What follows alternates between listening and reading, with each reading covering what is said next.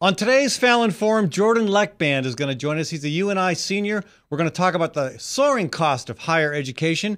Later in the program, Jonathan Niederbach is going to join me to talk about the governor's education reform proposal. But first, I've got to talk a little bit about Gaza, also about corporate welfare here in Iowa, and about the problems with BP and Gulf oil situations still brewing. We'll be back to kick it off in a few minutes. From the RE/MAX Real Estate Concept Studios, this is Webcast One Live. Ed Fallon here, folks. Gateway Market and Cafe is your locally owned source for specialty groceries. Enjoy chef-crafted, prepared foods, artisan baked goods, organic produce, specialty cheeses, and hand-selected wines and craft beer. Visit the lively cafe for breakfast, lunch, or dinner 7 days a week. Gateway Market is centrally located on the corner of Martin Luther King Jr. Parkway and Woodland Ave. Stop by or visit www.gatewaymarket.com for more details. That's Gateway Market, folks. Good food, great community. Hello, Mid-American Energy. I'm very concerned that you want to bill me an extra $5,000 to build a nuclear reactor. Do you know we're in the middle of a recession? Oh, we were hoping you wouldn't hear about that until after the legislature had taken action. Why not let your shareholders pick up the tab? Oh, way too risky for our shareholders. We need you, our loyal customers, to pay for it. Wait, let me see if I understand this. Mid-American wants to build a nuclear power plant in 10 or 20 years, and they want me to pay for it now? That's right. Well, I'll just take my business elsewhere. Sorry, we're a monopoly. What we say goes. I've heard nuclear power is more expensive than other sources. Yes it is. And I've heard there's no plan for how to dispose of nuclear waste. We're looking at shooting it into the sun. Well, I'm not going to sit back and let you make bad decisions with my money. We're betting you will. Stop Mid-American's power grab. Call your legislators today. 281-3371. 281-3371. Paid for by Physicians for Social Responsibility. Located in the heart of Beaverdale, Tally's offers speedy and affordable rooftop lunch, catering for events both large and small, innovative cuisine, as well as vegetarian and gluten-free menus. Come to Tally's for live music, dry-aged steaks, Sunday brunch, and all-you-can-eat ribs every Monday night. Tally's Restaurant, Bar, and Catering at 2712 Beaver Avenue. Call 279-2067. That's 279-2067.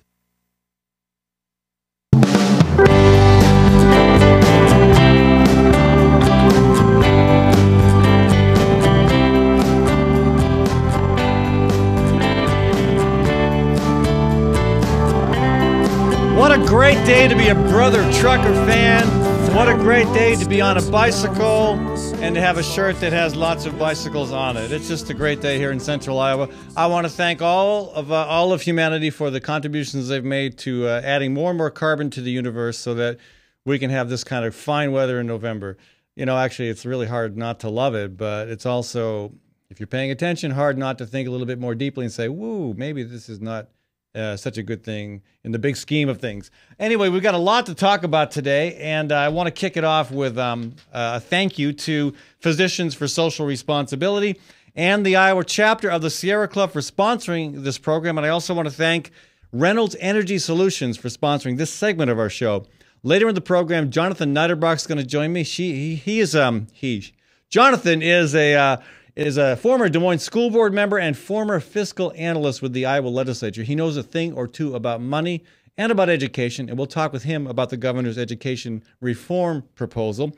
Also, on the front lines of education, higher education that is Jordan Leckband. Why is he on the front lines? Well, he's a senior at UNI, and he's personally acquainted with the problems of the escalating cost of higher education. We'll talk with him the second segment of the program. But I got a few things I got to go over with you first, folks. Israeli airstrikes hit homes and kill civilians in the Gaza Strip overnight. You know, I was reading Sunday morning. I read the White House response to Israel's incursion into Gaza. And again, to make it clear, I am pro-peace. I don't like seeing Hamas lob any weapons at all into Israel, and I certainly don't like the Israeli response. But I have trouble with the White House response, which is, according to Security Advisor Ben Rhodes, he said, quote, "We believe Israel has a right to defend itself, and they'll make their own decisions about the tactics they use in that regard."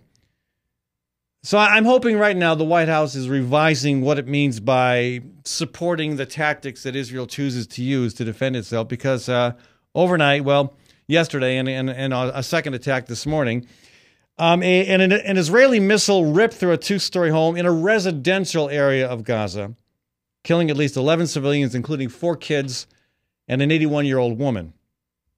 Now, that was Sunday. This morning, an airstrike leveled 2 homes belonging to a single family, again, killing 2 children and 2 adults and injuring 42 people. So, I mean, and Israel's response is to pledge to intensify the offensive by striking the homes of wanted militants. Okay, high numbers of civilian casualties in an offensive 4 years ago, that's what led to global condemnation of Israel's incursion at that time. I mean, this is not an acceptable response. I've had some people say, well, you know, Hamas uses civilians and women as shields. Okay, if you know that, then don't strike places where women and children live. I understand why that's a clever move politically, militarily, but the response of just, you know, going into residential neighborhoods just because that's where some of the incursions have occurred from, the missiles have been launched toward Israel, that's not acceptable to me. And I don't think it should be acceptable to the White House or to anyone else for that matter. Again, I'm for peace. I'm for Hamas, desisting from its efforts to lob weapons into Israel. And I'm certainly against what Israel is doing in response.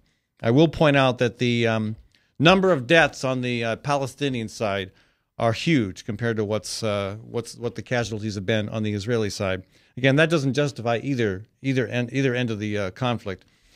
And we have to remember, this is Israel has a right to exist. I have no qualms with that. So does Palestine. We need to work this out, and I hope it gets done sooner rather than later, because I hate to see the horrible things happening right there, right now. Okay.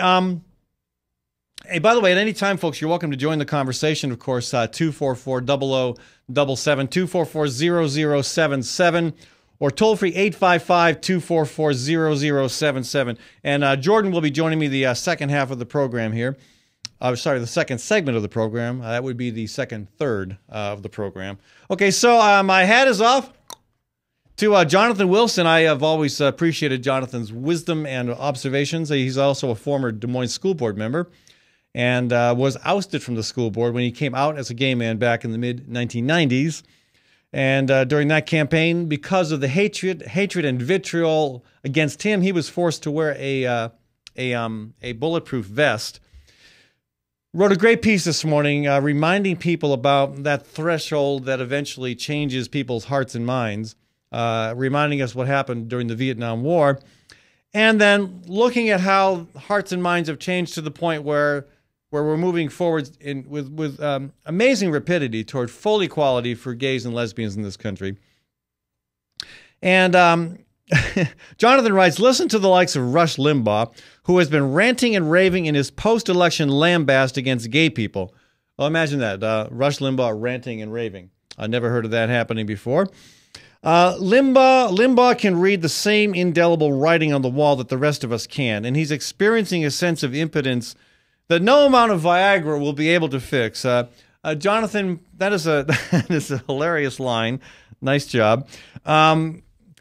Yeah, we should all be students of history. One of the lessons from ending the Vietnam War is that there is a threshold in public opinion, and once crossed, there is no going back. Jonathan feels we have reached that threshold with marriage equality, with GLBT equality. I feel he's right.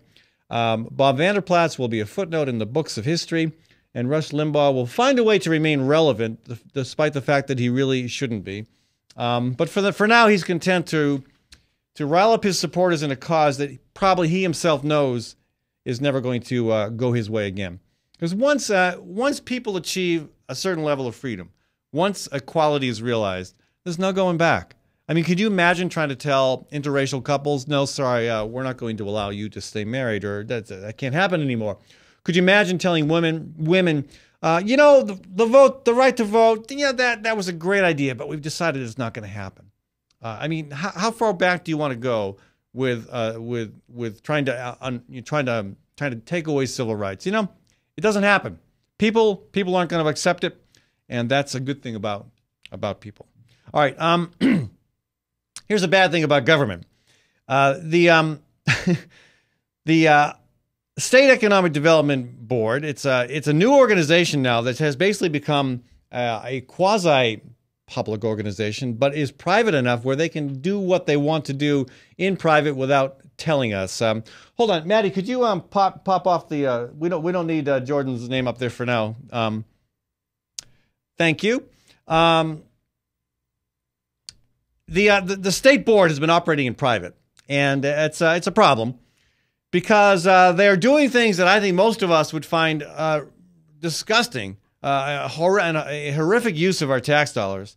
We've already seen the largest ever giveaway to a corporation. This one, an Egyptian fertilizer company, $251 million in taxpayer subsidies, one form or another.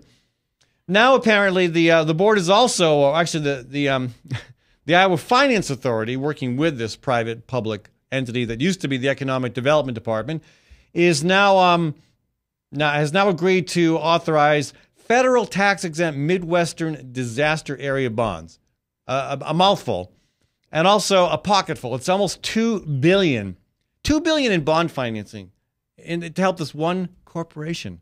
There wasn't even. This is supposed to be for flood-related stuff. This company was not in southeast Iowa during the flood. They were in Egypt. They were along the Nile. If there had been flooding along the Nile, maybe that would have made sense. It doesn't make sense here. And you have to ask, well, who's not getting? I mean, there's a limit on how much of these federal bonds you can issue. Who's not getting help that should have gotten help? And that probably should have gotten it a lot closer to 2008 than 2012. You know, I just cannot believe more people aren't. Okay, get your pitchfork out, folks. Get your torch out. I mean, this is the kind of stuff that should rile people up to the point that, you know, that heads ought to roll. And I say all these are all metaphors. Okay, I'm not actually asking you to go get your pitchfork and run it through anybody, or burn anything down with a torch, or roll any heads. This is figurative talk for you ought to be so disgusted, so angry, so pissed off that you're willing to get down to the Capitol and say, whoa, this has to change. And folks, of course, it gets worse. Also Friday, this, again, quasi-public entity, the Iowa Economic Development Authority, you know, in secret, again, authorized $4.4 million in tax credits for Pioneer Hybrid. Like they need it. Again, I don't see where this ends or when we're ever going to get any relief until more and more people say, what's going on and why won't it stop? It needs to stop. It's crazy. All right. So speaking of, I mean, again, this is something Governor Branstad did, even as he continues to try to find ways of pulling back public support for things that really matter, that really make a difference in people's lives, like the modest, $50,000 appropriation for food banks. You know, that's too much government largesse for Governor Branstad. But still, $251 million for a fertilizer plant. Yeah, we could do that. Okay, so speaking of, you know, the other thing we should be thinking about is, do we really want more fertilizer plants in Iowa? Do we really want more fertilizer use? Not only the $251 million for the Egyptian fertilizer company, but on the other coast of Iowa, a $70 million project, or a project receiving $70 million in taxpayer subsidies over there. So we're adding to another problem. This isn't just a problem of corporate welfare, of misuse of our tax monies, of government acting in secret. It's a problem of what we're doing to the environment. Again, you've got to be living under a rock not to know that Iowa is a big part of Louisiana's problem when it comes to the decimation of the shrimp industry and other shellfish. There was a dead zone down there the size of New Jersey or Massachusetts, depending on which small New England state you prefer to pick on, New England or Atlantic state. So, and that's you know, we are culpable for that.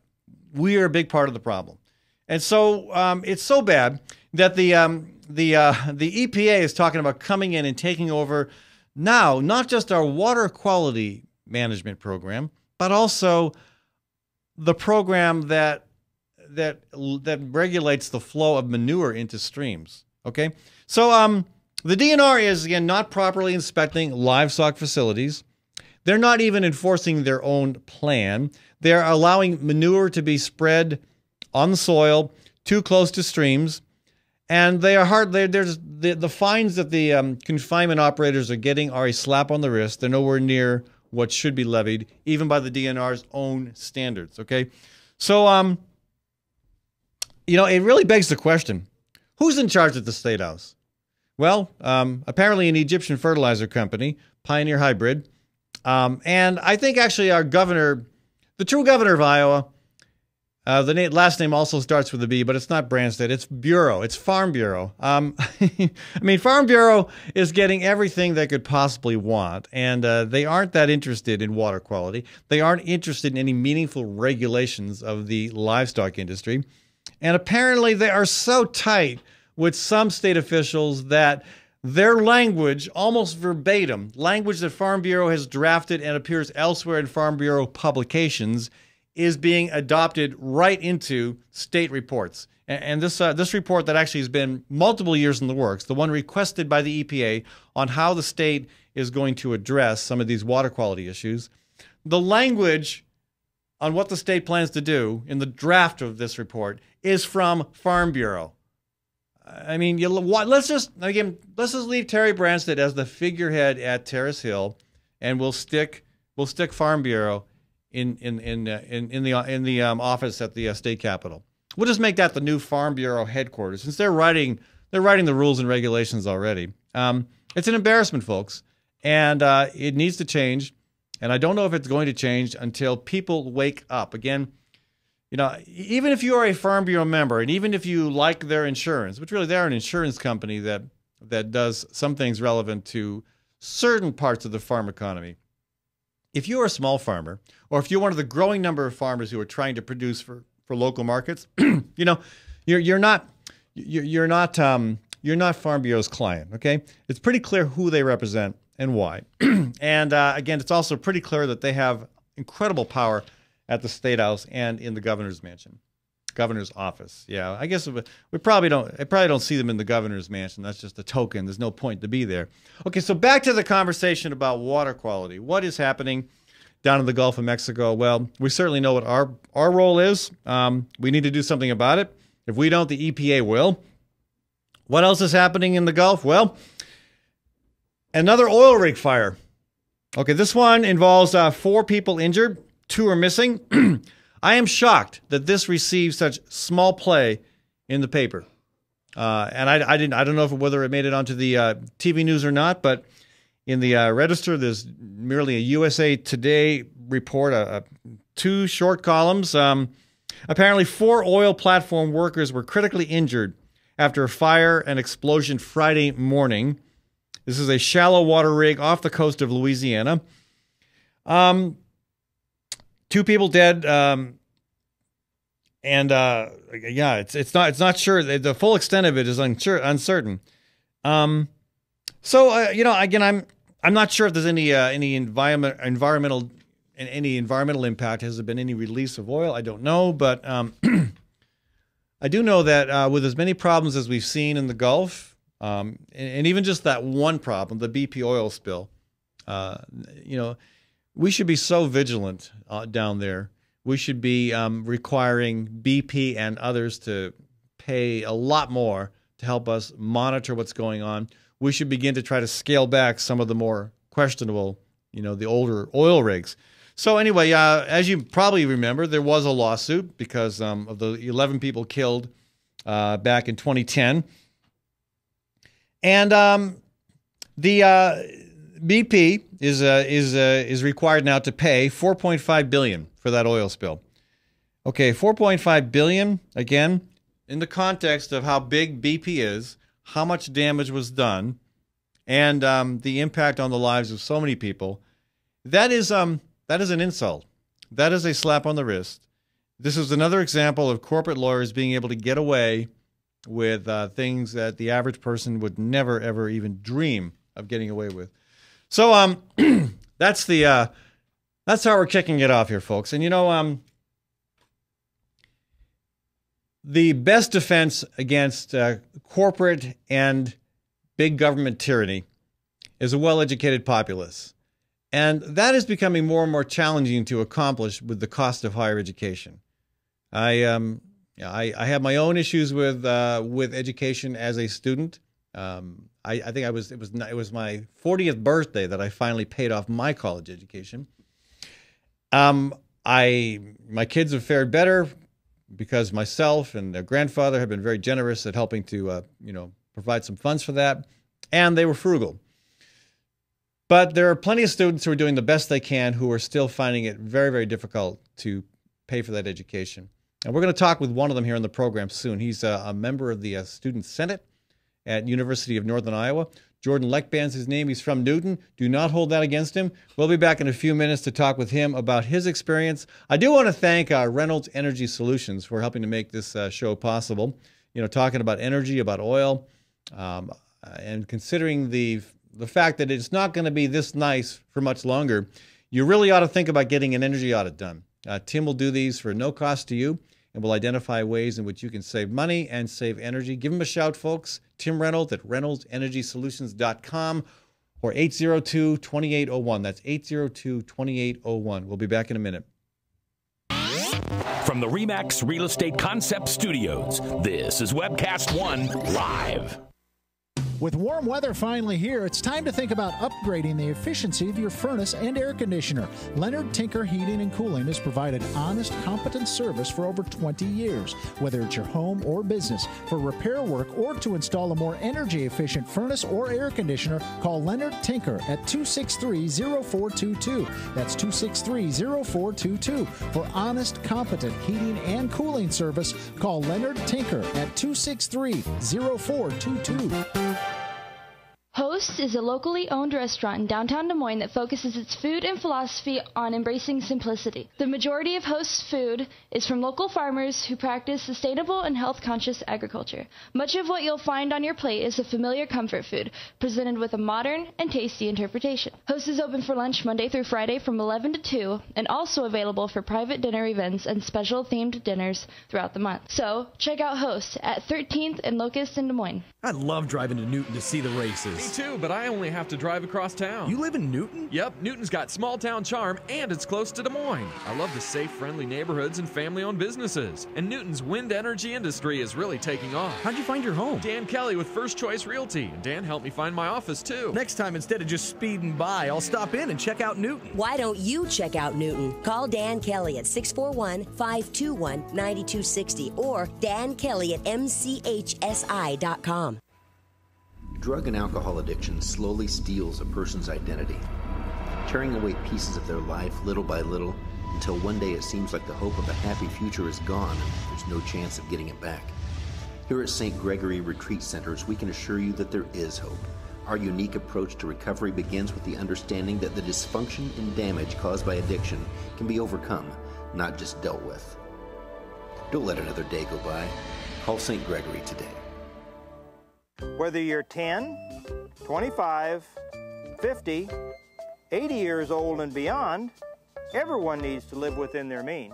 I'm Tom Coates with Consumer Credit of America. For almost a quarter of a century, we've helped people of all ages learn to manage their personal finances to benefit them far into the future. When problems arise, we've got the experience you need to make those debt problems go away. Got financial problems? Call Consumer Credit of America. Well, hi, I'm Rob Spearman. I'm a broker-owner of RE/MAX Real Estate Concepts in Des Moines, Iowa. Give us a call if you're looking at buying or selling a home, or if you're having trouble on your mortgage payments or looking to purchase foreclosures. We have the agents to help you, experienced, outstanding agents. Our office number is 515-276-2872. Or if you'd like to look at homes, go to our website, homeconnectusa.com. From the RE/MAX Real Estate Concept Studios, this is Webcast One Live.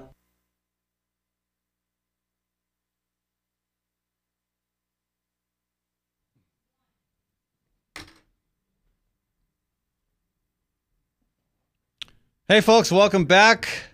You can join the conversation here if you want at any point at 244-0077, 244-0077, or toll free it's 855-244-0077.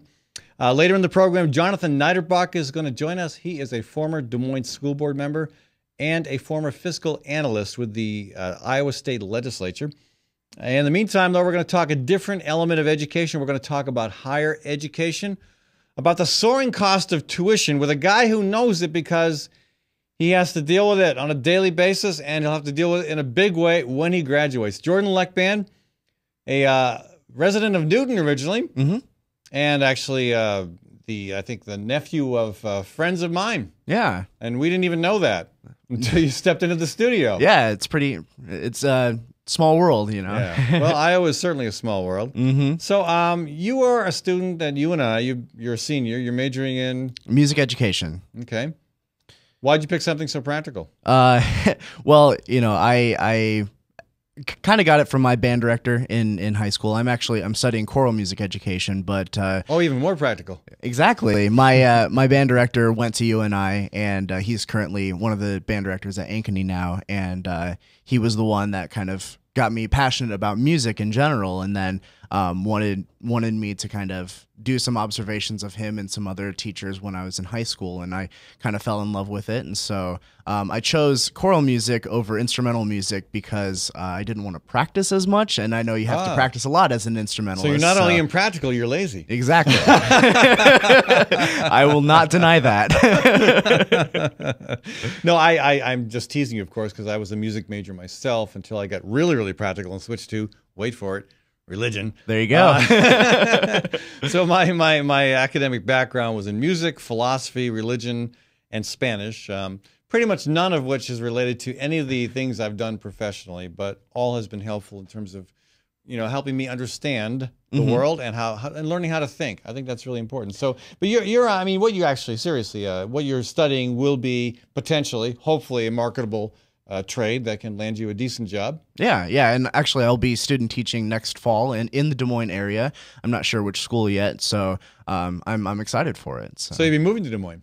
Yeah, I will be. I'll be living with my parents in Newton, so and then commuting to Des Moines. Yeah. Well, you'll get really tired of that really soon, and then you'll want to you'll want to snag an apartment here in Des Moines because we are, as you probably know, the cultural and culinary crossroads of the continent. So absolutely, yeah. Actually, I mean, I'm very familiar with Des Moines. I would go here on the weekends in high school, and I'm in love with the city. So I'd love to end up here. Once I graduate. So anyway, you're I assume from a modest background. You don't look like you're particularly wealthy.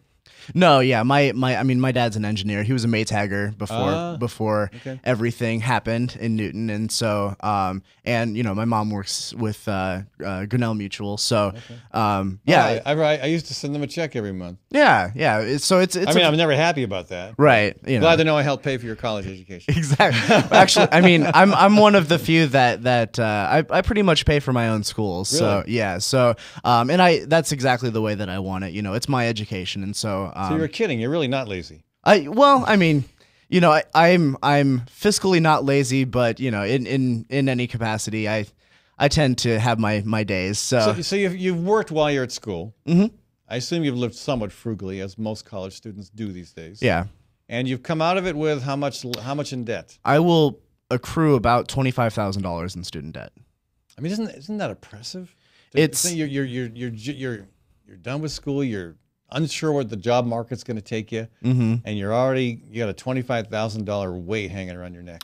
Yeah, and I'm not trying to be depressing here. This is the reality, though, is you've got this big load of debt you got to haul with you. For about 4 years now, I've been thinking about that, and there are definitely some things that I've done to make it a little bit easier for me once I graduate. As you know, kind of a music degree could end up taking 5 years, especially music education, and I'm getting out of it in 4.5. So I'm taking the first step and not lasting as long as some of my colleagues. So you're saving some money that way, right? But you're compromising your natural propensity to be lazy. Exactly. Yeah. and stepping out of your box, right? A little bit, day by day. So, and a lot of things that students will do to help save money is they'll move out of the dorms. The dorms cost a lot of money to stay in, as well as the meal plan that most universities will offer. It costs a lot of money, and so living off campus, and that itself has always troubled me, that it's cheaper to have an apartment and get your own food than it is to live in student housing and eat campus food. I would think they'd find a way, just with the economies of scale, of making that the more affordable option.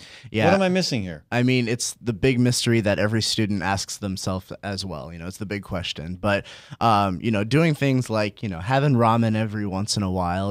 Paying. Not every night. Not every night. Not every night. You're cheating. But most days anyway. It's one thing to go to the student or to the dining center and pay. I think it's $9.50 per meal, and it's another thing to bring your own lunch. So there are definitely ways to move around kind of the cost of college, but either way you slice it, it's going to cost a lot of money to go to school, but it's not a bad thing to pay for. Right. Everyone, especially these days with the economy, they're like, well, how the heck am I going to pay for school? There are options. There's the Pell Grant program. There's scholarships that at each university, and there's this thing that's actually a little controversial called the tuition set aside program in the state of Iowa. Yes, I've heard of that. Yeah, since Iowa is one of very few states that don't offer a general scholarship fund for merit-based and need-based scholarships, each university kind of has to pick up the bill, and so a portion of each tuition price for each student goes to this tuition set aside program. So there's been a little bit of controversy around that as well. Yes, especially at UNI, especially with the whole tuition freeze. The tuition freeze proposal by Sally Mason over at Iowa. There's been a lot of talks of money, especially these past couple of weeks, especially in our Senate meetings. So, but all these things are available for students, and then of course there's the student loans, there's the Parent Plus loans, and things of that nature. But you're coming out of it with $25,000 in debt. I mean, how much? Can you estimate how much you will have paid for your 4-year education? I myself will probably have paid for about $10,000 to $15,000 of it already. Yeah, already, and so and that's including the paying for 2 years in the dorms. I stayed in the dorms for 2 years, and then fees on top of the tuition as well. So if you stay in the dorms for all 4 years or 5 years for many people that do, and you pay tuition, you'll end up paying about $52,000 to $55,000 altogether for your education. That's the full cost. That's the full cost. Okay, so you've already paid 10 or 15. You've got another 25 you've got to pay. So the balance, and it's a small portion really, was picked up either by by Pell Grants, right? Parental, contributions, whatever. Yeah, and so how do you $25,000? Mm-hmm. You'll be lucky to earn that in a year. Yeah, right? especially as a first-year teacher, and I'm part of the Teach Grant program, which for the listeners that don't know what that is, it's the federal government will give you $4,000 a year, and as long as you're a teacher in a high-need field, which somehow music is a high need field. I think it's just because they're firing all their music teachers. So, and you're in a low income school district. So that could be anything from a rural district in Iowa up to a low income urban district, So, so I could, since there are so many low income school districts in the state, I could land a job almost anywhere and, be able to sustain that grant. So, and how much will you? How long will it take you to pay off the $25,000 that you owe? It will take, man. I think it'll take probably 20 years or so. 20 years. And by the end of the 20 years, how much additional interest will you have to pay on that $25,000? I haven't. You should do the math on that. I should do the math. I haven't yet because I just don't want to think about it. It's such a huge number that, and it's. I think Let me say it's a racket. It has become a racket. Mm-hmm. It really has. And I do think universities and colleges can do a better job at finding ways of bringing the cost down. I mean, again, I challenge them.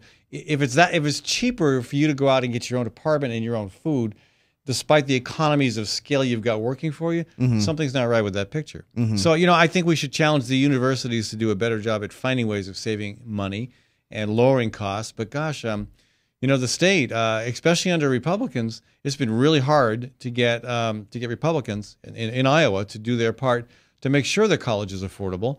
And then, of course, at the federal level, we have Mitt Romney, who has got to be the most out-of-touch candidate for president I've ever encountered, who even after the election is still sticking his foot in his mouth and shoving it in there as far as he can, claiming that Obama won the election because he gave away gifts, gifts. In your case, the gift was some help with your college education, which of course is the only reason you supported Obama, because otherwise you would have, clearly a man of your stature, you would have been a Romney backer. I don't know about that, but it starts at the state level, absolutely, especially with the 3 public institutions in Iowa.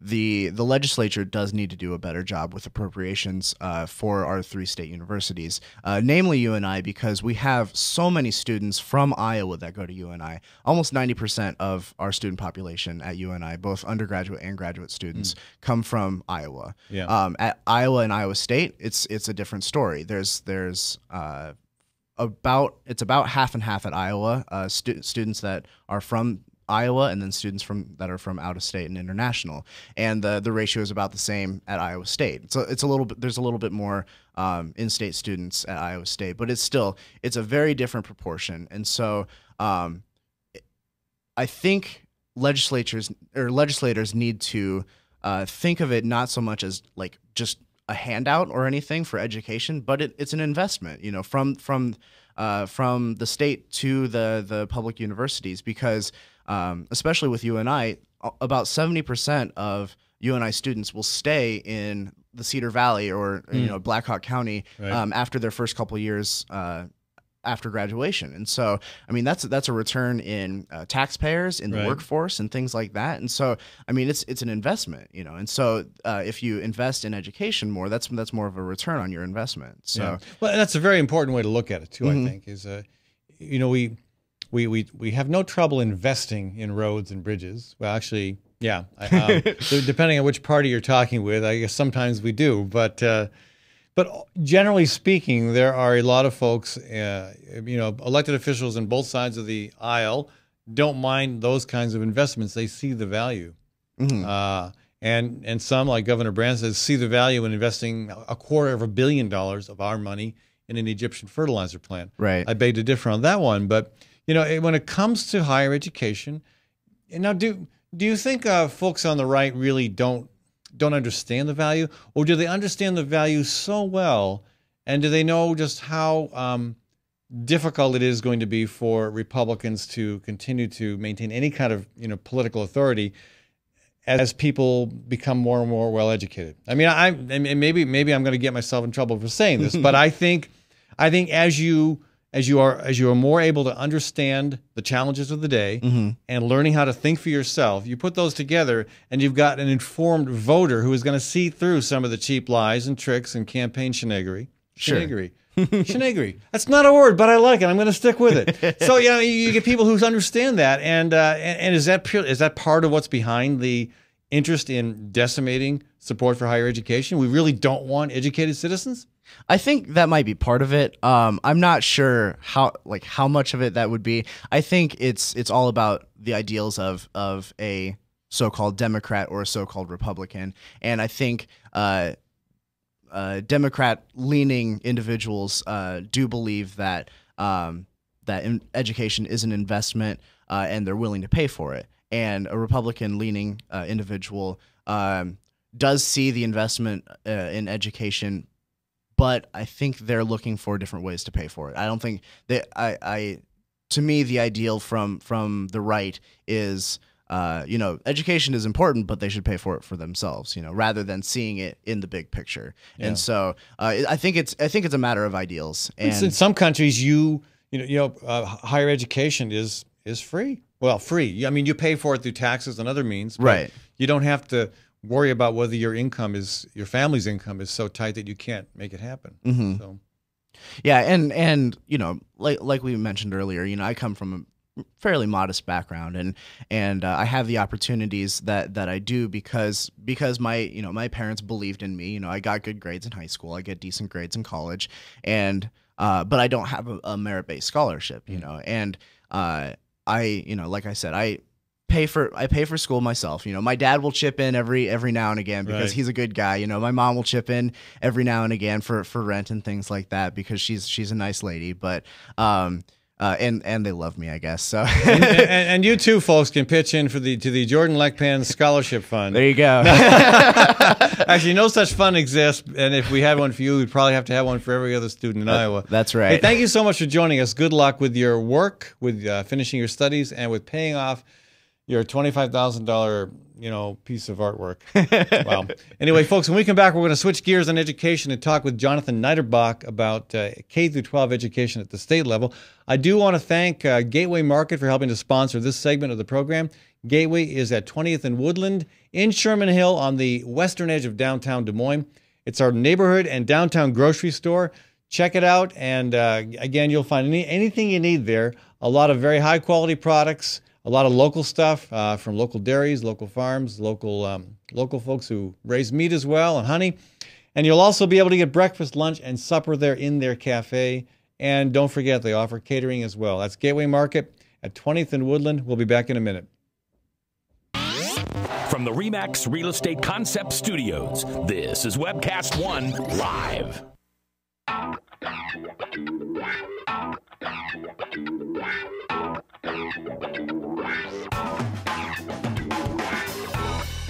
Well, good morning. This is the 7th of June in the Lord's year 2010, and this is day 1 of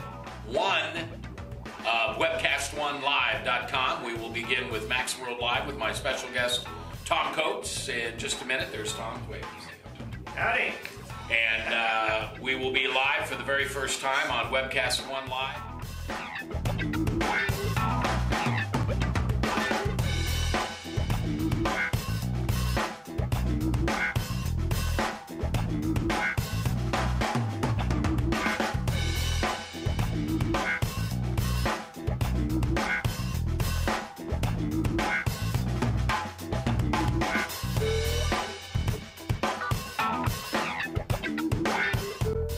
Someday we're going to look back on this and say, gosh, remember that old day in history? Wonder where Walter Cronkite was. He must have been around hanging there too. But actually, it's the beginning of Webcast One Live. And thank you for listening. Thanks, Rob Spearman, and everybody who's put together this project together. And we're ready to go live now. So thanks for listening to MaxWorldLive.com.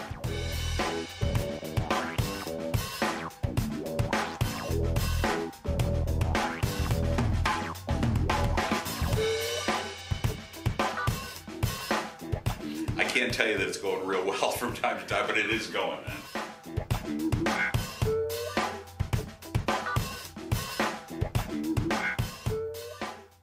Hi, folks. It's Ed Fallon here. Proof Restaurant at 13th and Locust. You've probably been there for their award-winning, nationally recognized lunch specials.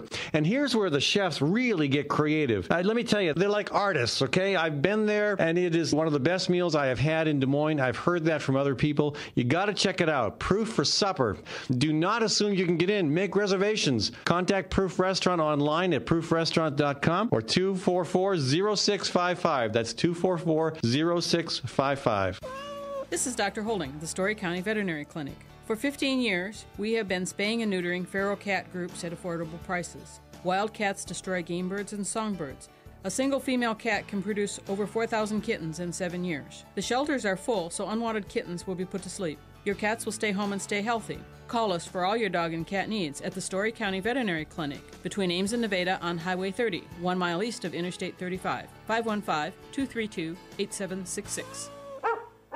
Nestled in the heart of downtown, Ritual Cafe is one of Des Moines' most unique places, offering a wide variety of coffee and tea. Ritual Cafe also serves the only all-vegetarian menu. And Ritual Cafe is a cultural hub for artists and musicians, with a performance stage hosting local, national, and international talent. Make Ritual Cafe a part of your daily ritual. On 13th Street between Locust and Grand in downtown Des Moines. And check out ritualcafe.com. More than ever, average Americans are being squeezed by high energy prices. For decades, oil companies like British Petroleum have demanded access to the oil off America's coasts, and they even receive taxpayer subsidies. Yet increased drilling won't solve America's energy problem. It will only increase oil industry profits. The Iowa chapter of the Sierra Club supports clean energy solutions, energy efficiency, and conservation as the pathway that's best for America, both for our environment and our economy. For more information, go to iowa.sierraclub.org. That's iowa.sierraclub.org. From the RE/MAX Real Estate Concept Studios, this is Webcast One Live.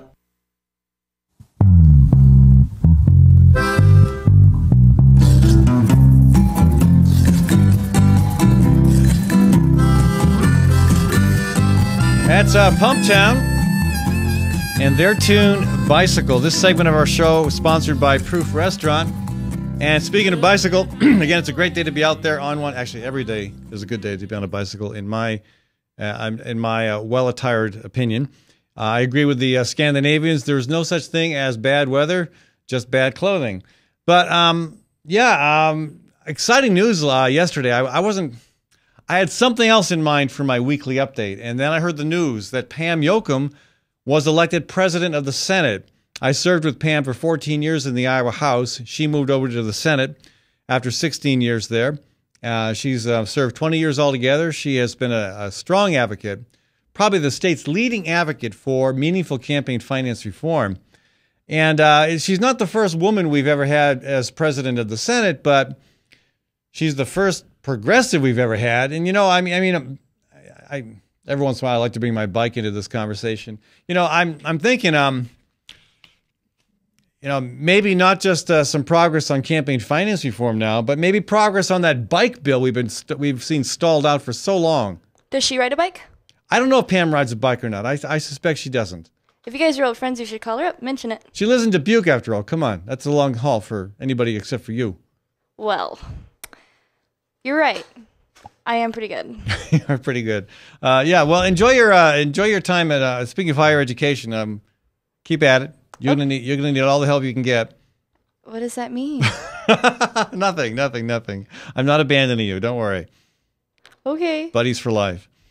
Okay. Hey, on to another conversation. Jonathan Niederbach is in the studio with me. John, I've known John forever. I met John when I first landed at the state capitol. He was a fiscal analyst. He went on to become a member of the Des Moines School Board.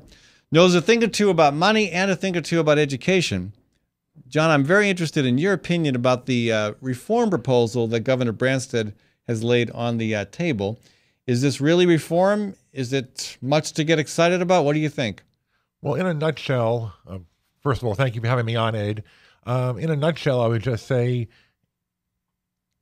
I'm not going to stand in the way of any effort, particularly by Governor Branstad, to put more money into education. Heaven knows education has been short-shirted a whole lot of times over the last couple of years, not getting as much money as needed to keep up with inflation. And teacher salaries are low.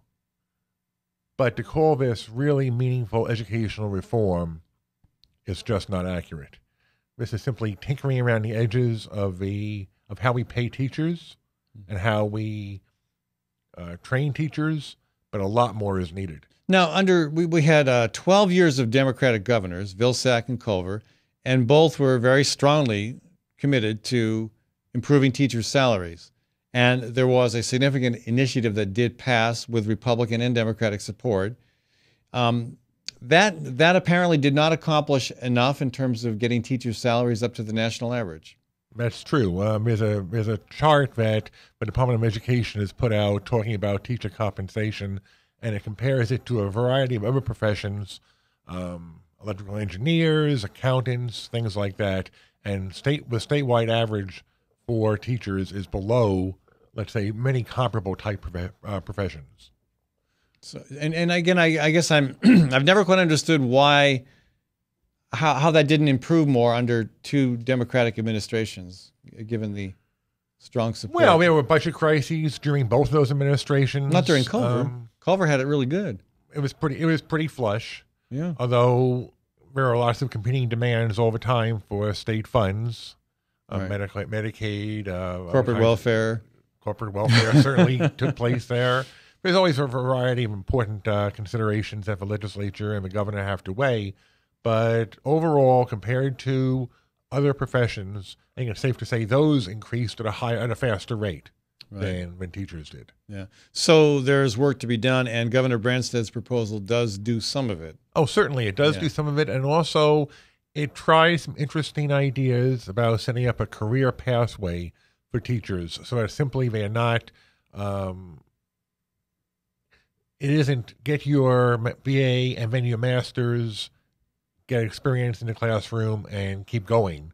This actually sets up a mentoring program, so teachers have the opportunity to be mentored when they first come in and also do mentoring later on. One of the big things is I think it takes away the incentive or relaxes the incentive many teachers, some of the best teachers have, to move to administration. Right now, in order to get the really big paychecks, you have to move into being a vice principal at a high school or a principal somewhere, and you want to have the best teachers in the classroom. Sure, yeah, you might be inclined to move somewhere where you would be less effective, even. Well, true. I mean, if you're calling as a teacher, you should stay there, and you should be compensated appropriately. Yes, and also one of the ideas is it will increase the salary in some of the rural areas or medium-sized towns in Iowa up to what is in the urban areas, so that there's less incentive to move to, let's say, Des Moines or West Des Moines. So what about online education is something that's come under fire, in my opinion, as it should. I have a lot of reservations about it. And I'm still unclear as to how that issue plays into the governor's reform proposal. Well, I look at online education a little differently than perhaps many people do. I start out with the premise that Iowa education, unlike what the Department of Education says is not good and getting better, I think we have a crisis of education in the K-12 system. When you look at 25% of the kids don't graduate in Des Moines, of course it varies by school district around the state, but 25% of the kids don't graduate. Without a high school diploma these days, you're really out of luck in terms of the job market for many, many, many jobs. Any job that's going to be self-supporting. Yeah. Given the fact we are essentially losing 25% of our kids, I think we have a crisis in education. I think we need to build in more accountability to various innovations. We keep coming up with these new ideas, and yet we don't do a very good job of measuring them. So do you think online education would provide an option that would help that 25%? I think we're in a situation now where we should try lots of different ideas, including online education, but make sure we really measure how well it works. And I'm not talking about standardized tests. Sure, you always get right into the economy. Do you like standardized tests or don't you? We need to have a process where everybody involved in education comes up with some good, valid metrics for how to measure educational improvement. Standardized tests have a place in that, graduation rates, other things, and then use those to try lots of different incentives. Online education is one of them. Yeah, but as it is right now, online education is what, about 300 students statewide? Tiny. Yeah, and there's two rural districts that have partnered with a private corporate with I guess two private corporations to set up these programs. It's basically created an open enrollment situation that no one ever conceived of before. When we thought of open enrollment in the past, it was to a neighboring district. This is a open enrollment hundreds of miles away, online. And some feel that this is an attempt to try to privatize education, to try to siphon off more and more money from the $6,000 annual appropriation that we make to each student, to the detriment of the students who remain in the classroom and to the detriment of those districts that might be struggling with a lower enrollment because of that. Well, again, I would look at it, I don't care about whether it's privatized public schools with unions or publicly operated public schools with unions or what we do. I think we need to look at trying many alternatives. We need to admit we have a real problem. Okay. Try many alternatives, have some agreed upon metrics for evaluating those, and then expand what works. But you do think that privatizing education in a big way would be a bad thing? I don't think we have enough data to tell. There have been some experiences more back east that have not worked out. I think the Edison school effort, most places Like has not what? worked. And I think it was called the Edison Corporation or Edison. I'm not sure the exact name of it, but there have been efforts to privatize schools in the East, and those have had uneven success, to put it mildly. Not so good. But again, we need to get past our political bias on this and stop worrying about making sure education is as it was when we went to school or how it fits into our overall ideology. Yeah, and try lots of different things and be data driven. I think that's a good idea. Being innovative is makes sense. Stepping outside of the customary box makes sense. But what doesn't make sense to me is taking what has been and what, in my opinion, works best as a public service and privatizing it. And that's my. I mean, I look at prisons and I see these private corporations moving into prisons, and I see it in the military. How much of what goes on in the Middle East under the auspices of the U.S. military are privatized services, are contracted services. And I see. You know, I think that's a very, very dangerous precedent. There are very big issues about control and pay rates and responsiveness or accountability that you have to look at when you do privatization. That doesn't mean that you couldn't privatize and yet take care of all those things. A lot of times privatization becomes an easy way to avoid those things, and that's why it's done. But I don't think the issue is privatization. Let's directly confront accountability, adequate pay, responsiveness, and keep all things on the table. Yeah. If we have a company that comes in and says, let's try a charter school, a public charter school that will be privately operated but offers comparable pay, comparable working conditions, if they think they have a secret sauce that could make it work, I don't have a problem with people trying those things. We have to start from the assumption that the current situation is not acceptable. We can't continue to afford losing 25% of our kids to dropouts. Okay, but you would say, I mean, again, you were on the Des Moines Public School Board. Mm-hmm. You helped run the place. You helped run the place when my kids were there, and they've done very well. They both they received a much better education than I did, and I never went to a single day of public education in my life. I went to private schools, and I got to admit, my kids got a much better education than I did. Unquestionably, many students in Iowa and particularly in Des Moines get a very top-rate education. Yes, okay, but that doesn't mean we can rest on our laurels. Because it's working for many of the people who are involved in public policy debate and their kids does not mean that we can say or ignore the fact that it is not working for many children. Yeah. Well, so looking at the debate at the State House, you've got Democrats in the Senate, you got Republicans in the House. There has historically have been divisions on education between the two parties, but also historically, Governor Branstad has been a little bit more friendly to increasing government support for education. Yes. So, I mean, I don't know. Is he going to be more in line with where Senate Democrats want to go on this, or is he going to find more opposition from the Republicans in the House? I could be way off. My guess is some variant of what he is proposing will pass. The money is there, clearly. The state is reasonably flush with money. And so it's going to be hard to turn it down for that reason alone. Mm-hmm. And some variation, there'll be tinkering around the edges about what kind of career pathway there should be and how the money will be distributed and how collective bargaining factors into that. But there will be some additional major funding for education salaries approved. And do you think that'll be with House Republicans being dragged along kicking and screaming? Or do you think they genuinely want to see the essence of what Branstad's proposing go forward? I don't know. As you said earlier, I worked as a staff person in the legislature for 14 years. It is so hard to tell what anybody genuinely wants, what a caucus really believes. That varies from hour to hour, or certainly from week to week. Yeah, what they believe is in getting reelected. That is a key issue for any politician, certainly. All right. Jonathan Niederbach, folks, thanks so much for joining us, Jonathan. Thank you, Ed. Good luck. Folks, Bradshaw will be with you in just about 30 minutes or so. I do want to thank Proof Restaurant for sponsoring this segment of the program. Again, Proof is at 13th and Locust.